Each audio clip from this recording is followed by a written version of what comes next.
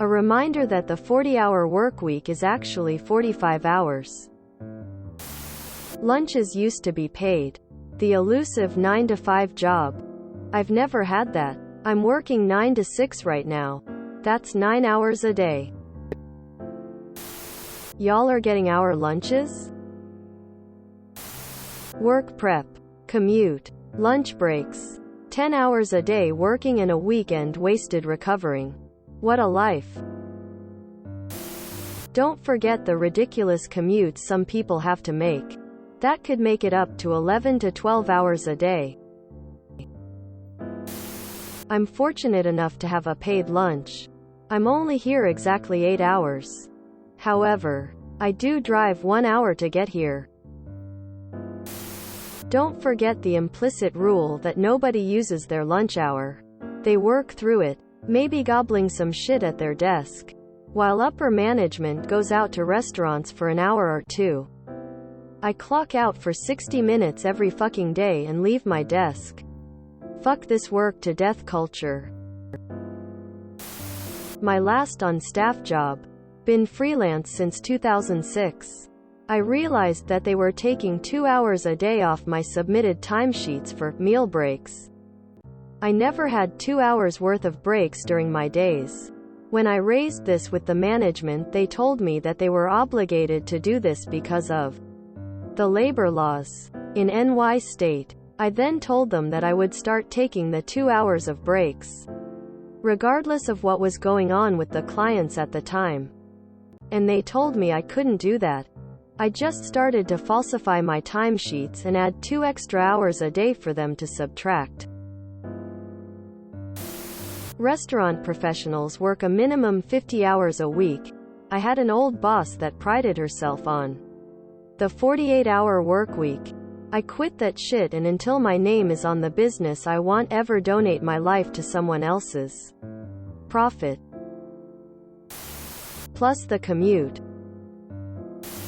I've never understood why lunches aren't paid. Everyone always says, it's because you're not working and you're allowed to leave the premises, and yeah, maybe so, but it's not like it's really free time either. Whatever I do during this hour is still directly influenced by the fact that I have to get back to work at the end of the hour. And I also can't just do whatever I want while I'm on break, because it's against the rules to be high at work. So, if I can't do whatever I want, and it's not really free time, then why aren't we paid? 2 hours travel and 45 minutes unpaid lunch, yay. Around my parts they call it a 37.5h week. Yet you're there the full 40. So always heard of 40 hours week. Started working in 80s. Found out it was 40 hours and lunch was not paid, so folks got paid anywhere from 36.25 to 38.5 for the most part. Realized PR'd on some places gave you an extra 15 paid break.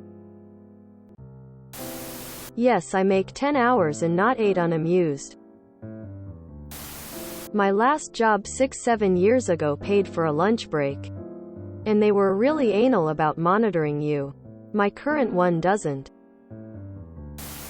I work for the government and have an hour paid lunch. Coming from the private sector with my 45-minute unpaid lunch, it makes a tremendous difference. I also work from home now as well, where I was driving an hour each way at my last job.